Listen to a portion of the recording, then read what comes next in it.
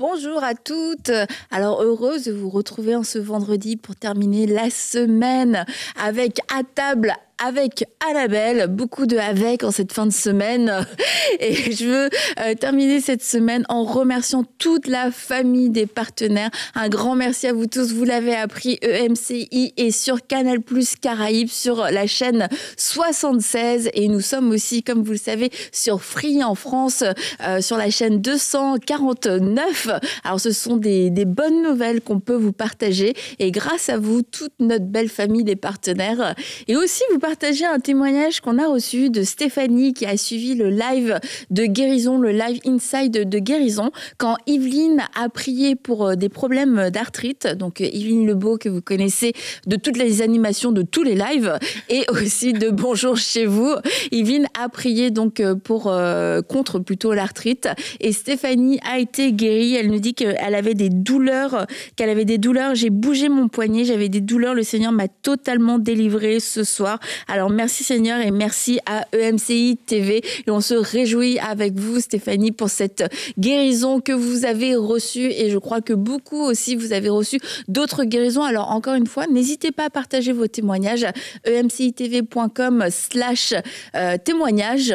Et puis, si vous voulez aussi rejoindre la famille des partenaires, devenir un partenaire mensuel, parce que pour nous, le fait d'être un partenaire mensuel, ça fait toute la différence dans la gestion des charges qu'on peut avoir, dans la gestion des projets, la planification, sachant que y a aussi des partenaires mensuels qui, à cause de différentes raisons, arrêtent leur partenariat mensuel. C'est pour ça que vous pouvez constamment venir rejoindre la famille des partenaires pour qu'on puisse garder une base qui soit stable et qui nous permette de pouvoir continuer d'avancer dans tous les projets, notamment le gros projet Ma Bible que nous attendons tous avec impatience. Donc, vous pouvez aller sur emcitv.com/don et avoir toutes les informations. C'est très, très simple de devenir partenaire. Donc, n'hésitez pas, si c'est quelque chose qui est dans votre cœur, eh bien, vous pouvez dès aujourd'hui devenir un partenaire de MCI et nous permettre de pouvoir continuer tous ces projets et qu'on puisse encore annoncer de bonnes nouvelles et partager des beaux témoignages.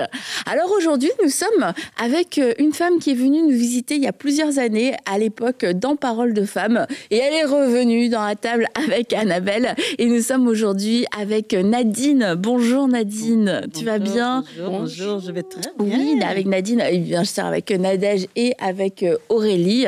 On va terminer la semaine ensemble, les filles. Merci, vous avez tenu le choc. Amitié, intégrité. Et on est encore là en bout de semaine. Je te préviens, Nadège a dit ce qu'elle pense. Donc Nadine, tu es revenue nous voir. Merci pour ta belle visite. On est contente de te recevoir à nouveau. Alors, tu avais déjà plusieurs casquettes à l'époque, mais tu en as encore une nouvelle depuis quelques temps maintenant. Tu es pasteur, conférencière, coach et tu es aussi pasteur de louanges et tu es aussi aumônière. C'est bien ça. Oui. Aumônière, et c'est sur ça qu'on voulait développer aujourd'hui, qu'on voulait t'entendre. Aurélie m'a dit j'ai revu Nadine, elle est devenue aumônière et tout. Aumônière, c'est intéressant ça. Merci Aurélie pour. Merci à toi aussi, merci à vous. Et on s'est dit ce serait intéressant de savoir un petit peu ce que tu fais, en quoi ça consiste d'être une aumônière. Toi, tu es aumônière dans un centre d'hébergement à Montréal qui accueille des femmes victimes de violences conjugales, donc un milieu très particulier aussi où beaucoup de souffrance, beaucoup de douleur. Et tu vas nous raconter comment le Seigneur t'a permis de faire tout ça, comment ça s'est fait. Parce que c'est ça, tu avais déjà plusieurs casquettes, tu étais déjà bien occupée. Et qu'est-ce qui s'est passé en fait pour que d'un seul coup tu te dises tiens, si j'allais en plus dans un centre d'hébergement, que s'est-il passé? Est-ce que tu as eu des heures de rajouter à tes journées, Nadine? Raconte-nous. Oui, tout à fait, c'est vrai. C'est vrai que tu as eu des heures de rajouter à ta journée? Oui, ouais, ok, d'accord. Mais c'est fou comment Dieu a fait les choses parce qu'effectivement, ça fait depuis plusieurs années, je sentais que Dieu... j'avais un travail séculier et plus avec toutes les casquettes que tu as dit, mais ça fait depuis 3 ans. Je sentais que le Seigneur me disait, il va y avoir un switch. J'avais reçu beaucoup de paroles, de prophéties. Des fois, j'allais dans des retraites ou dans des conférences. Puis chaque fois que quelqu'un priait pour moi, il disait, il y a un shift, il y a quelque chose qui va se passer. Puis dans mon travail aussi, où est-ce que je travaillais, je trouvais ça lassant à un moment donné. Mais j'ai 4 enfants. Alors, on s'entend, on a besoin d'argent. Alors, avec ça, fait que j'ai laissé ça aller. Puis il y a 3 ans de ça, j'étais en train de travailler. Puis je sentais le Saint-Esprit me dire, là, cette année, il faut que tu arrêtes. Il faut que tu prennes une année sabbatique. Puis ma mère passait aussi par une période de cancer. Elle allait pas très bien aussi. Puis sur le coup, j'ai dit, OK, une année sabbatique avec salaire ou sans salaire. Elle dit, non, tu arrêtes ça là. Sur le coup, j'ai dit, mais non, je peux pas. Puis j'en ai parlé à mon mari et tout ça. Et puis par la suite, j'ai senti vraiment, tu sais, quand tu sens là que tu sens, il faut que tu fasses tout de suite le choix de m'obéir. J'ai envoyé ma lettre et tout ça, je me suis arrangée et tout ça. Puis là, bon, mon boss, il m'a laissé aller. Sur le coup, je dis, bon, OK, Seigneur, bon, je suis dans ma sabbatique. Qu'est-ce que je fais dans la sabbatique? Et puis justement, un ami à moi m'a dit, justement, on cherche une aumônière. J'ai dit, une aumônière. Moi-même, je ne savais pas c'était quoi une aumônière, parce que les aumôniers, on les voit dans les prisons, dans les milieux hospitaliers, on les voit dans d'autres domaines. Puis je dis, aumônière, oui, dans un centre d'hébergement pour les femmes. Je dis, pasteur, tu veux dire? Non, aumônière.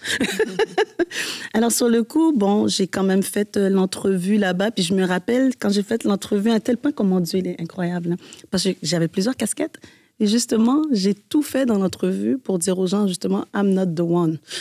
Parce que je peux pas faire ça, je peux pas faire ça, parce que je peux pas... Puis à la fin de la journée, ils m'ont dit, oui, on veut te prendre.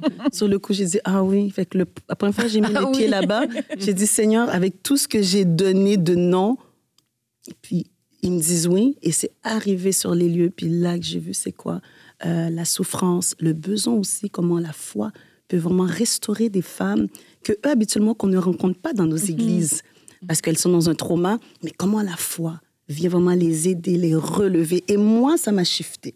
Parce que le fait qu'on est habitué d'être dans une église, la louange et tout ça, on est habitué avec des gens qui connaissent déjà le Seigneur, ou peut-être on peut avoir quelques invités. Là, mais où est-ce que je travaille, ce sont tous des invités. Ce sont tous des invités, ou bien tout simplement, ce sont des femmes qui ont connu la foi, mais leur situation précaire les ont emmenées dans un centre d'hébergement pour les femmes. Alors moi, Dieu me shift, Dieu me change, je vis l'Évangile autrement, et c'est vraiment beau à voir qu'à travers toutes leurs blessures, comment la paix de Dieu, la foi, l'encouragement, un petit chant, un petit verset biblique, toujours selon eux. Parce que je ne suis pas celle qui impose, c'est qu'elles viennent à moi. Et comment c'est beau. Et là, depuis, c'est ça, j'ai cette casquette-là de aumônière. Du coup, aumônière, ça consiste en quoi exactement? Parce que c'est ça, nous, on se dit les prisons, les hôpitaux. Qu'est-ce que ça fait une aumônière? Une aumônière est là pour accompagner les femmes qui sont dans une crise émotionnelle et aussi qui sont à la quête de leur sens de leur vie. Alors, quand elles viennent dans mon bureau, c'est qu'elles sont en crise. Toxicomanie, quoi que ce soit, ou violence conjugale, elles sont en pleurs, elles sont en morceaux. Tu vois les bleus, tu vois les blessures. Enfin, quand moi, je les ai devant moi. Alors, tout ce que je fais, c'est que je suis une oreille attentive à les écouter. Pas de jugement. Je ne suis pas là pour leur dire « Jésus peut te sauver, Jésus peut te guérir ». C'est vraiment dans un niveau d'écoute. Et s'il y en a qui sont ouvertes à la foi, ouvertes à entendre Dieu, là, je peux m'imposer, là, je peux parler, là, je peux leur conseiller et les écouter. Mais c'est vraiment beau d'entendre... je leur dis toujours, vous êtes des princesses. Parce que pour tout ce qu'ils ont passé, ils ont quitté leur pays ou quitté une situation conjugale terrible, violente, à tel point que la police est venue les sortir de là et les emmener dans un centre d'hébergement avec enfants. Et comment juste une conversation, une écoute, de l'empathie. Il y en a des fois qui me disent, c'est la première fois que je raconte cette histoire parce que j'ai gardé ça tout le long. En fin de compte, je suis comme... un peu comme Jésus qui tient dans ses mains le cœur et les blessures des femmes. Alors, et dans ce temps-là, je communique avec eux. C'est vraiment de l'écoute. Si elles pleurent, des fois, elles rentrent dans mon bureau juste pour pleurer. J'avais juste besoin de sortir le méchant.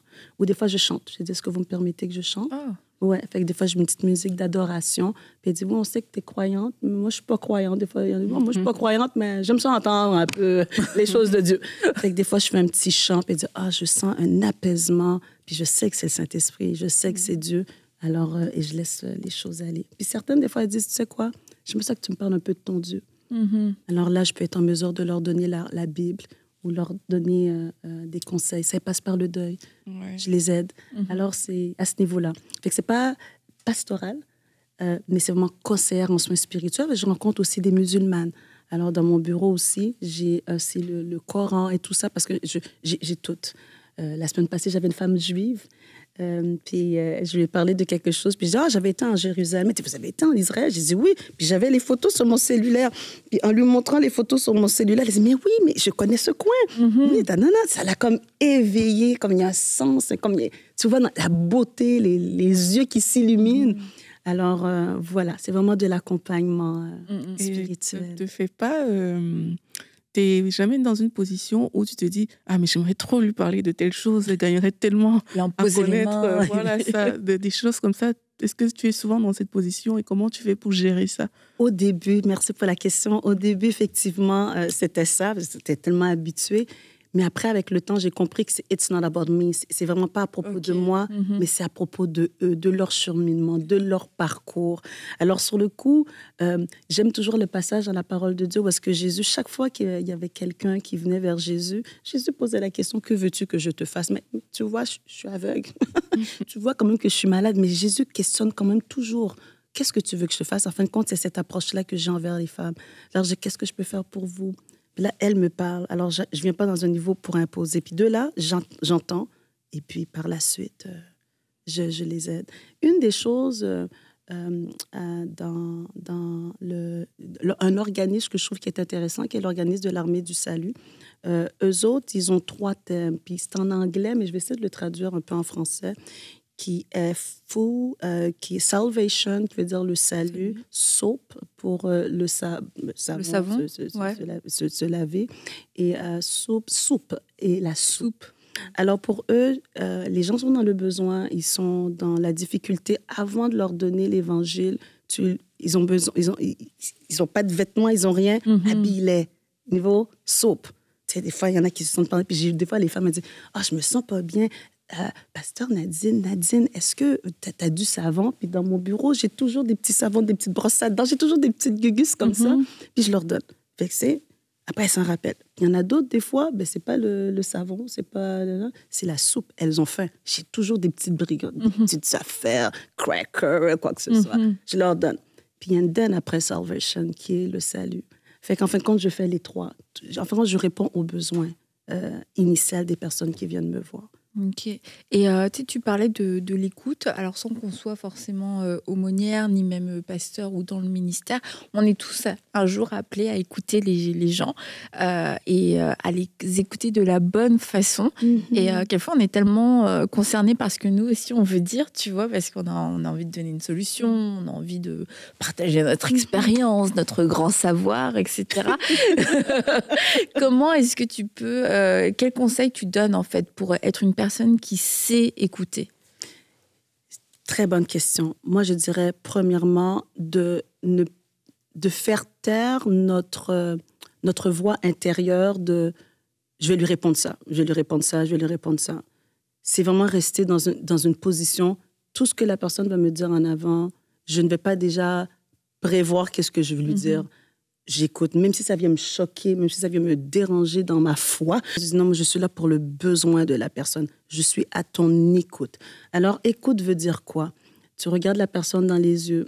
Deuxièmement, tu parais pas... Il faut pas que tu aies un visage comme stressé, comme la personne dit quelque chose, oh mon Dieu, je vais me choquer. La personne va dire, là, je t'ouvre mon cœur, mais je vais laisser tomber. Il y a cette expression-là. Aussi, avoir même ta posture de la manière comment tu es envers les femmes qui est ouverte. Tu les regardes, tu poses la tête, tu fais, oui, d'accord, je comprends bien. Et même des fois, ça vient choquer. Il y en a une femme qui était venue dire, j'ai pas le choix, je me suis fait avorter pour telle raison. Je suis comme, non, tu pourrais pas. Mais après, je dis, mais pourquoi? Tu poses la question. Comment tu t'en es rendu là? Sans rentrer, la Bible dit, et puis... pourquoi? Puis là, quand tu entends le cheminement de sa vie, tu dis pas, ok, je comprends. Mais pour elle, c'est important. Fait que l'important, c'est vraiment qu'elle sente qu'on a un cœur à cœur ensemble, qu'en fin de compte, la personne, elle prend soin de ce que je suis en train de dire et une écoute non-jugement, not judgmental. Dès que tu vas dans le jugement, la parole et tout ça, tu les perds. Tu perds les femmes. Moi, j'allais dire, c'est vrai que ça, c'est un conseil qu'on donne quand on reçoit des gens comme ça, même quand on est thérapeute, d'écouter. Oui. Alors, j'aimerais seulement savoir, c'est quoi votre tentation? Parce que vous êtes pasteur, mais là, c'est pas la pastorale d'abord qui agit. Alors, comment vous faites pour ne pas être tenté d'être « Oh, Jésus t'aime ». Jésus t'aime, Jésus, la parole de Dieu. Comment tu fais pour ne pas sortir d'abord cette casquette de pasteur et d'enfant de Dieu d'abord? Comment tu fais? Oui, moi, une des choses que je fais, c'est tout simplement, je dis Seigneur, je suis devant cette femme-là, je connais la solution que je pourrais lui donner. Mais ma solution ne l'aidera pas parce qu'elle n'est pas rendue là. Son oreille n'est pas à l'évangile.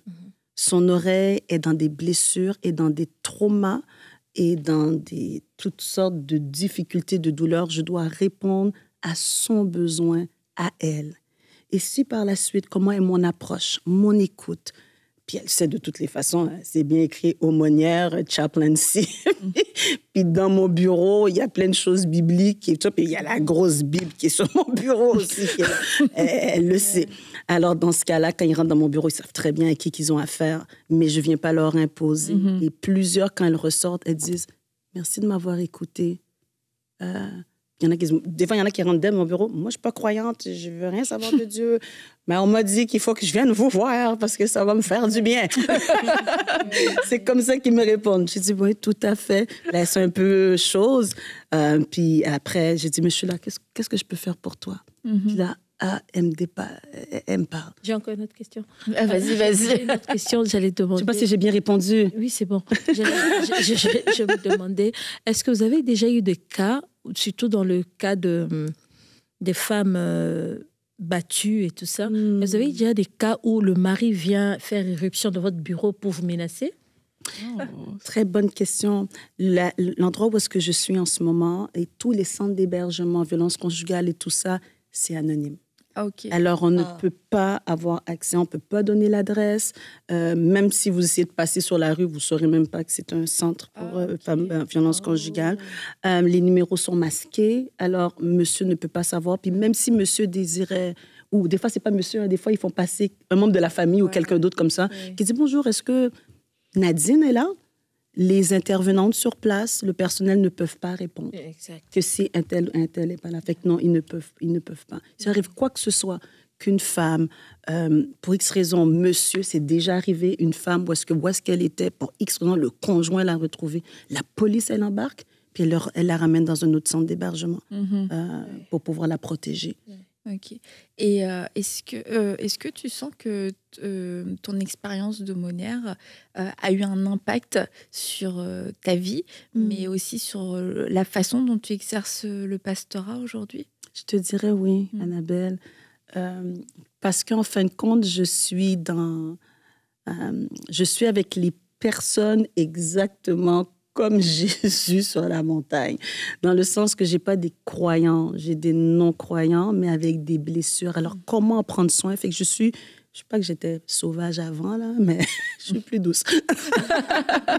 Je suis plus douce, plus empathique et plus aware, plus consciente, plus consciente de la souffrance et de la douleur et de pas en dehors de l'église, en dehors de... Pas la parole, le verset, le ceci. Là, attends, là je vois maintenant plus, OK, il y avait tout cet enjeu, il y avait toutes ces difficultés. OK, quand madame a quitté le Cameroun, puis du Cameroun, elle a passé par tel pays, tel à ça, pour se retrouver aux États-Unis, passer la frontière pour arriver ici au Canada.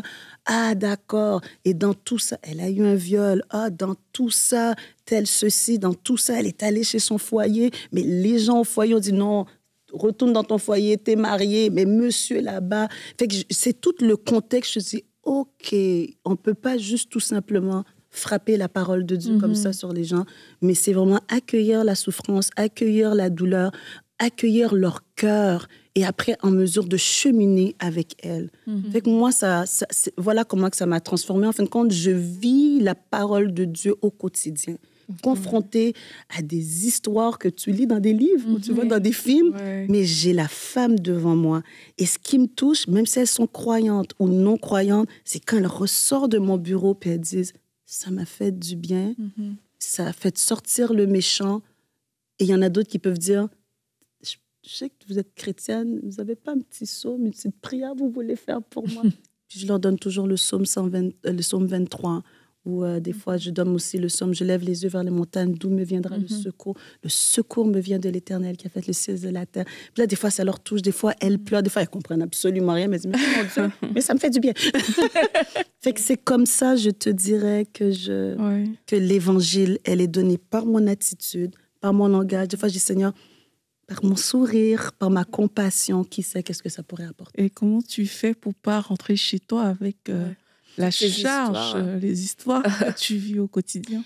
Ah, mon Dieu, Aurélie, je t'avoue, les premiers mois, j'ai trouvé ça vraiment difficile parce que je suis dans le hard, je suis dans le dur, je suis dans l'inceste, je suis dans le viol. Je suis aussi dans des femmes aussi qu'elles sont chrétiennes et elles l'ont dit à leur pasteur ou à quelqu'un de leur assemblée. On dit, mais prie, Dieu va te guérir ou qu'est-ce que tu as fait à ton conjoint? Alors, dans ce cas-là, il y en a certaines, elles n'ont pas le choix de changer d'église, puis une autre adaptation. Alors, pour moi, quand je rentrais à la maison, c'est vrai que je rentrais, je suis comme, Seigneur, mais c'est pas possible. Je pourrais pas faire ce job-là. C'est too much. Mais après, j'ai compris moi, ce qui m'aide là, c'est quand je rentre dans ma voiture. C'est même pas chez moi. Je sors de l'endroit, je dis, Seigneur, dans ta parole, tu dis, déchargez-vous sur lui de tous vos soucis. Seigneur, je sais que je les ai écoutés, mais toi, tu sais. Alors, je te décharge ça parce que c'est toi qui peux les aider. C'est toi qui es capable. Alors, je me charge pas de ce souci parce que tu es Yahweh, tu es Dieu. Alors, je le redonne au Seigneur. Voilà, c'est vraiment ça qui m'aide pour me décharger parce que j'ai beaucoup d'histoires. J'ai beaucoup d'histoires. Avec ça, ça pourrait aussi détériorer ma foi. Ça pourrait m'emmener à dire, mais Dieu, tu vois cette souffrance, comment ça se fait que tu n'as rien fait? Es-tu vraiment réellement Dieu? Mais je comprends comment le péché aussi a détérioré les choses. Oui, il y a eu le péché, mais le péché a détérioré aussi le niveau aussi de la violence, les relations hommes et femmes, en tout. Fait que je suis capable de faire la part des choses. Mais j'avoue, je vais être honnête avec toi, qu'il y a certaines histoires qui restent. Que je ne peux pas partager avec mon conjoint parce que c'est confidentiel, que je n'ai pas le choix ou d'aller dans la prière. Et il m'est arrivé, je vais être honnête avec vous les femmes, parce que j'ai pleuré. J'ai pleuré de l'horreur. J'ai pleuré de comment un être humain peut être capable de faire ça à un autre être humain, ou comment un conjoint qui est chrétien, qui est capable de faire du mal à sa femme à ce point-là. Et des fois, ça vient me chercher. Je suis comme, Seigneur. Mais après, il y a la paix de Dieu qui vient me ressaisir et qui dit, je suis en contrôle. Toi, fais ce que je te demande de faire. Sois cette oreille. Sois moi pour eux. Et tu disais, tu vois, que certaines femmes se sont ouvertes dans leur église, n'ont pas forcément eu de conseils. Alors après, on comprend que les églises ne sont pas forcément remplies de professionnels, que les pasteurs ne sont pas forcément... je veux dire, quand tu es appelé au ministère de la parole, tu n'es pas forcément appelé à être un thérapeute, un aumônier, un conseiller, etc. Même si tu es capable, normalement, tu dois être capable de pouvoir conseiller un minimum. Mais là, je ne parle pas de ça. Je parle vraiment d'endroits où il y a pu avoir des mauvais conseils, il y a pu avoir on court, on veut pas en entendre parler, on fait des dénis, etc. Toi qui es pasteur aussi, qu'est-ce que tu peux dire aujourd'hui aux églises? Comment est-ce qu'on peut s'équiper, même si on n'est pas des professionnels, même si on veut pas changer la vocation de l'église, mais qu'est-ce que l'église aujourd'hui peut mieux faire pour répondre et accueillir ces femmes qui sont en souffrance? Ce que je dirais, c'est vrai qu'on a un mandat. Il y a un mandat pastoral, il y a des mandats, il y a les médecins, il y a les psychologues, il y a les psychiatres. Je pense que dans notre mandat pastoral, moi, je suis fière d'avoir ce mandat-là, qui est au niveau de la spiritualité et de la foi. Mais quand je vois que ça va au-delà de mon mandat, et je suis des femmes en ce moment comme ça, je les réfère à un psychiatre, je les réfère à un professionnel de la santé, je les réfère des fois à une intervenante. Je me rappellerai toujours de cette femme-là, que je vais taire son nom, qu'elle a passé par un viol terrible, et elle était mariée et tout ça, et puis elle se sentait plus femme parce que sexuellement, monsieur a vraiment été au-delà de ce qu'il fallait. Puis elle avait besoin de se reconstruire au niveau intérieur. Fait que j'ai dû emmener un psychiatre. Elle est restée avec moi concernant pour les soins spirituels. Mais j'ai dit là, ce trauma-là va au-delà de mes capacités. L'Église, les communautés de foi, nous, les femmes qui sont croyantes, embrasons ces femmes-là qui sont dans la souffrance. Mais si c'est la prière, je peux que te donner de la prière, mais je te réfère à telle personne.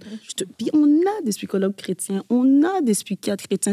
Mais il ne faut pas avoir peur de ces gens-là parce qu'ils sont dans leur domaine, ils sont capables d'aider. Oui, la prière, oui, la guérison, oui, la parole de Dieu. Je suis la première qui va promouvoir ça. Mais mon Dieu, que ça fait du bien que eux autres peuvent emmener un cadre qui est au-delà que nous, notre limite. Et des fois, on peut dire des choses, puis on ne s'y connaît pas.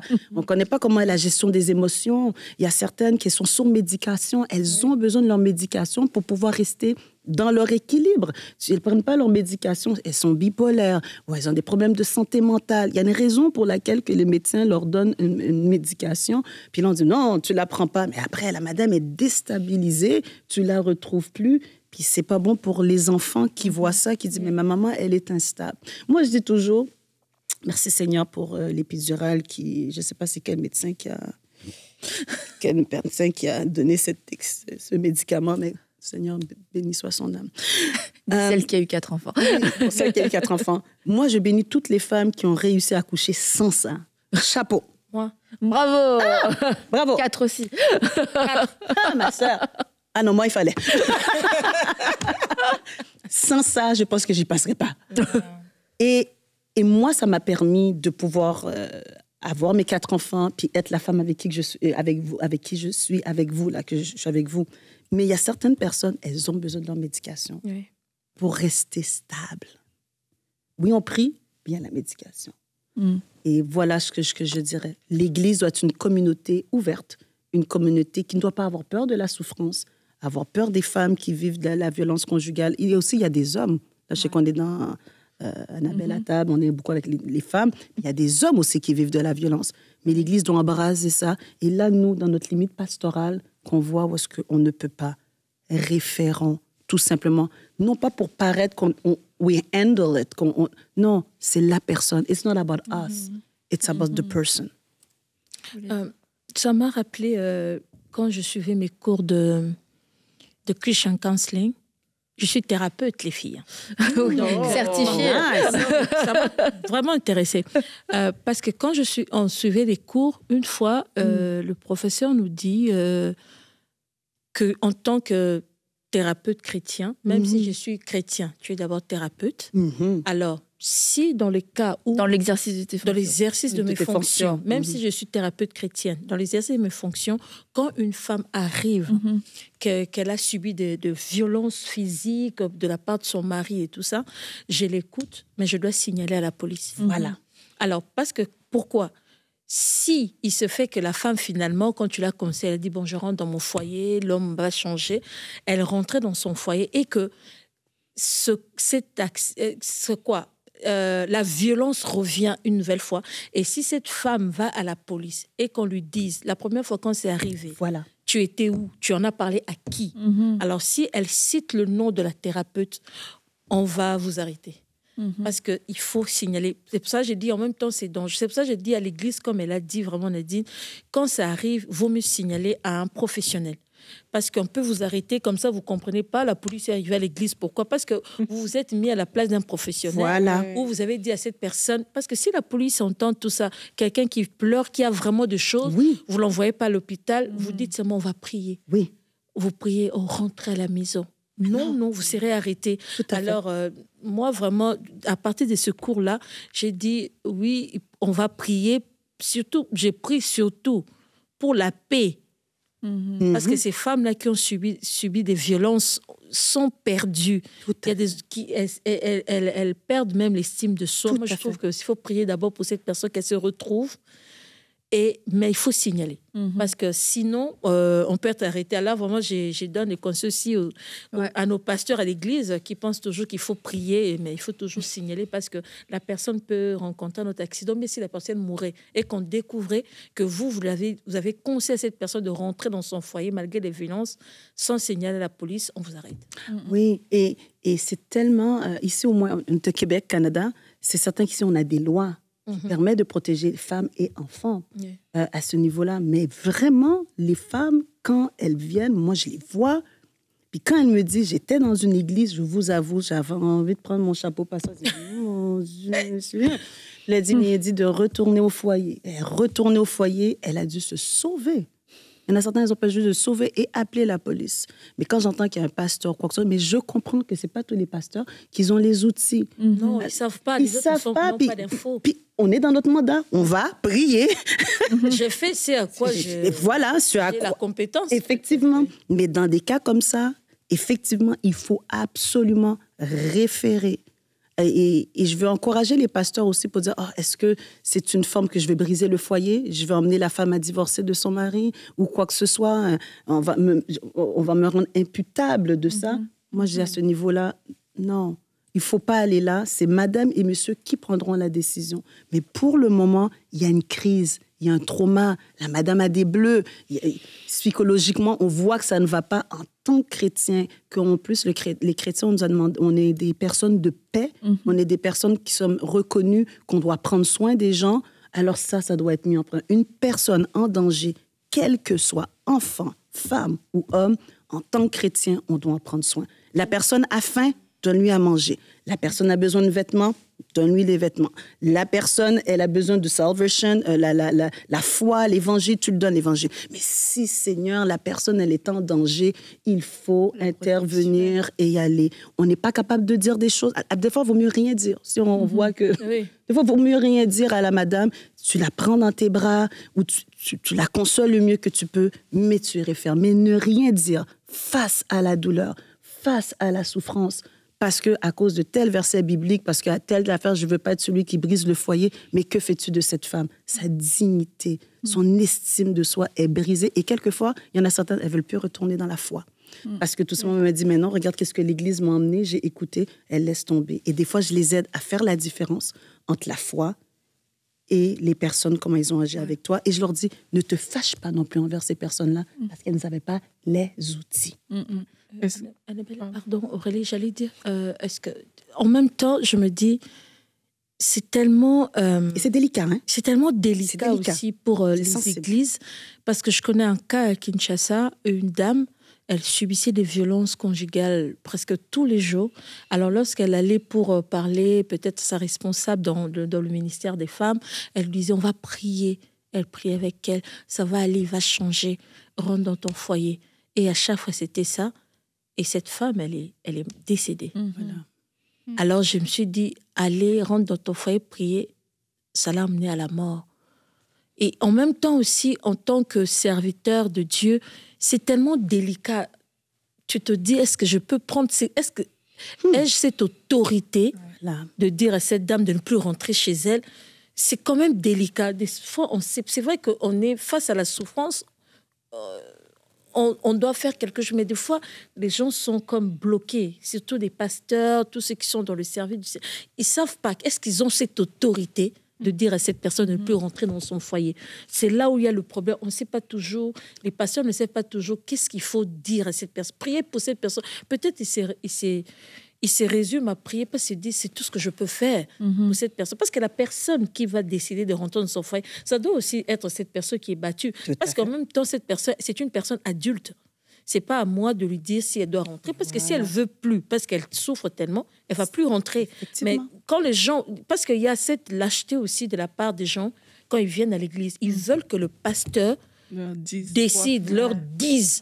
que tu dois divorcer dans ce cas. Non, les gens sont adultes. Moi, j'ai dit toujours, celle qui avait choisi d'aller dans ce foyer-là, c'est toi. Alors, celle qui doit décider aussi de sortir de ce foyer-là, doit être toi. Moi, je ne peux pas prendre cette décision à ta place. Mais tu dois lui montrer le bien et le mal, comme Et Dieu lui-même nous a... Le Dieu tout-puissant nous a créés avec le libre arbitre. Il nous montre le bien, il nous montre le mal. Et c'est à nous de choisir. Dieu lui-même laisse de choisir. Mais ça, c'est la responsabilité, c'est de montrer les options, parce que je pense que beaucoup de femmes, déjà en souffrance psychologique et physique, on leur a réduit toutes leurs opportunités. C'est comme ça que des femmes restent captives aussi, parce que c'est facile de dire, sors de ton foyer, faire quoi? Faire aller dans la rue, j'ai pas de moyens. Il y en a qui travaillent pas. C'est ça, quelquefois j'ai même pas de papier, etc. Donc c'est de dire, voilà, il y a des options, et de se rendre compte, je pense que aussi en tant que personne ministère ou peu importe, même amie, c'est de se rendre compte de mes limites. Et justement, quand je me rends compte de mes limites, c'est de dire, moi, je sais pas quoi faire de plus pour toi, mais il y a des gens qui vont savoir quoi faire. Il y a d'autres gens. Et ça peut être la meilleure aide qu'on peut apporter, parce qu'on se dit, moi, je peux rien faire. Du coup, on s'arrête là. C'est de dire, si moi, je suis pas outillée, quelqu'un d'autre a les outils. Et c'est ça aussi, de dire les options. Je peux pas divorcer pour toi, je peux pas te dire de divorcer, mais maintenant, je peux te dire, voilà, tu as le droit de quitter un foyer où tu es maltraité. Tu n'es pas en train de la violence, tu as le droit de partir parce que ta propre vie, la vie de tes enfants est en danger. Est-ce que je peux t'aider d'une quelconque façon? Mais on ne peut pas forcer non plus. Oui, c'est vrai, les gens à prendre ces décisions, mais se rappeler que il y a des femmes, elles ne savent pas en fait qu'elles ont un choix. Oui, c'est vrai. Est-ce que du coup, dans tout ce que tu nous as dit aujourd'hui, est-ce que tu as des happy endings, des personnes qui ont vraiment bien tourné suite à tout ça, avec les conseils que tu as pu apporter? Est-ce que tu peux nous dire un cas aussi comme ça? Parce qu'on va voir peut-être que quand les gens viennent vers nous, parfois on est impuissant, mais il faut qu'on réalise aussi à quel point c'est possible. Tu vois, est-ce que tu as eu une histoire comme ça? Oui, j'en ai. Puis je vais faire une petite parenthèse avant de répondre. Moi, je pense qu'en tant que leader ou pasteur ou quoi que ce soit, une chose qui est importante, c'est de se former. Moi, je me suis formée. Je ne suis pas juste restée pasteur. J'ai pris des cours aussi pour le niveau du suicide. Comme ça, il y a certaines personnes qui sont devant toi, de la manière, comment ils peuvent se comporter. Tu vois, OK, la personne, elle a des idées suicidaires. Tu sais, il y a ce côté-là aussi qu'il y a plein de choses qui sont offertes. Allez vous former, les leaders, les pasteurs, pour être en mesure de pouvoir bien orienter à ce niveau-là. Plus qu'on a des outils, plus qu'on est capable de cerner quand quelqu'un est à côté de nous, que oui, je peux lui donner l'évangile, la foi, mais elle a besoin d'un psychologue, elle a besoin d'un psychiatre, elle a besoin de telle affaire. Je pense qu'on a des beaux outils à prendre. Puis les happy endings, oui, j'en ai. Oh, mon Dieu, oui. Gloire à Dieu. Oh oui, j'en ai. Et je vous dirais, c'est mes petits bonheurs qui me permet que j'aime cet emploi-là que je fais en ce moment. C'est des femmes qui ne voulaient pas rentrer dans mon bureau. Parce qu'ils ont vu aumônière, ils ont dit non, on n'a rien à savoir. Mais dans mes événements, dans mon approche, quand je suis dans les bureaux, je les vois, je dis bonjour. Elles disent, elle a l'air pas si coincée que ça, elle. Parce que quand ils pensent chrétien, croyant, ils pensent vraiment qu'on est super judgmental. Et puis, ou bien quand je passe, je dis bonjour, mon nom est Nadine. Vous êtes la pasteur, l'aumônière, on me donne toutes les titres. Là, je dis oui, c'est bien moi. Puis là, ils me voient un sourire et ils disent, vous avez un beau sourire. Je dis, mais vous aussi. Aussi, quand je les vois avec leur enfant, j'ai dit, comment ça va, Coco? Comment ça va, Cocotte? On parle, puis il y a comme un petit lien qui se fait. Puis à un moment donné, ils disent, peut-être j'ai envie de lui parler à elle. Là, ils ne rentrent pas dans mon bureau. On parle dans le corridor. On n'est pas encore prêt de rentrer dans le bureau. On crée un lien de confiance. Puis là, elle voit que c'est ouvert. Après, quelqu'un frappe à mon bureau, je dis, bonjour. Moi, la personne que j'aurais jamais cru. Elle rentre. Je me sens de parler. On parle. On discute. Pas de la foi, sa vie. Elle a juste envie d'avoir une oreille attentive. Puis par la suite, mes petits cadeaux, c'était une maman. Elle est venue frapper à ma porte une journée. Et puis elle me dit, j'aimerais ça connaître Jésus. Là, sur le coup, je suis comme... Je suis restée vraiment en choc parce que j'ai pas vu qu'on allait arriver là. Pour le peu de rencontres qu'on a eues. Puis, à un tel point, j'avoue, j'ai dit, est-ce que vous voulez répéter? Puis elle a répété, elle a dit, le Seigneur m'a parlé, j'étais dans ma chambre, puis il y a comme eu l'image de Jésus. Avez-vous une Bible? Je veux voir la prière du salut. Mais elle n'a pas dit la prière du salut, elle a dit la prière, qu'est-ce que je dois faire? C'est dans le pied entre ma porte et mon bureau. J'ai fermé la porte et puis on a fait la prière du salut. Elle a pleuré. Et puis, je lui ai donné la Bible. Et puis, quelques semaines plus tard, elle a trouvé un logement parce qu'on priait pour un logement. Fait que des fois, moi, les gens qui rentrent, je veux prier pour un travail. Je prie avec eux pour un travail où je les soutiens là-dedans. Puis, elle Elle a fait la prière du salut. Après, par la suite, la prière du salut, elle a trouvé son logement. Et puis, voilà, on a gardé contact un tout petit peu, mais de temps en temps, qu'est-ce qui me fait mal, c'est quand je ne peux pas garder plus de contact avec eux, mais après, je les relâche, puis je les mets dans les mains de Dieu. Ouais. Mais il y a il y a des belles histoires. N'ayez pas peur des femmes qui ne connaissent pas Dieu. Par votre posture, par votre joie, parce que vous êtes, vous ne pouvez pas savoir comment vous pouvez les impacter. Même si vous n'avez pas la solution à leur souffrance, mais votre témoignage de ce que vous êtes peut être leur solution pour maintenant, dans la difficulté qu'elles sont. Alors, n'ayez pas peur de ça. Merci beaucoup, Nadine. C'était hyper inspirant et aussi, je pense, très instructif pour les églises. Donc, beaucoup peut-être de remises en question, de choses à faire, de choses à ne plus faire aussi. Mais en tout cas, une chose est certaine, c'est que Jésus sauve et que Jésus veut aussi consoler, venir en aide à travers toutes ces personnes. Il a dit, je ne suis pas venu pour les bien portants, mais pour les malades. Alors, si vous avez cette porte ouverte dans votre vie de pouvoir aller servir votre communauté et que ce soit en dehors de l'Église et que vous sentez que c'est le plan de Dieu pour votre vie, allez-y et n'ayez pas peur de ne peut-être pas avoir toute la latitude que vous voudriez avoir pour exprimer clairement le nom de Jésus, parce que le nom de Jésus se proclame, c'est certain, mais il se manifeste aussi, il se montre et il se transmet à travers des actes, à travers l'amour, à travers la paix que vous avez. Donc n'ayez pas peur de répondre à ce mandat comme Nadine a pu le faire. Et merci d'avoir terminé. Merci Aurélie d'avoir posé la question, qu'on ait pu terminer sur un beau témoignage. Et vraiment félicitations Nadine pour ce pas de foi que tu as pris, ce changement un petit peu, cette nouvelle casquette que tu as prise. Que Dieu t'accompagne dans tout ce que tu fais et qu'il continue de te porter dans tous ces projets. Et nous, on va se retrouver la semaine prochaine, lundi. On vous souhaite un excellent week-end. Bye bye.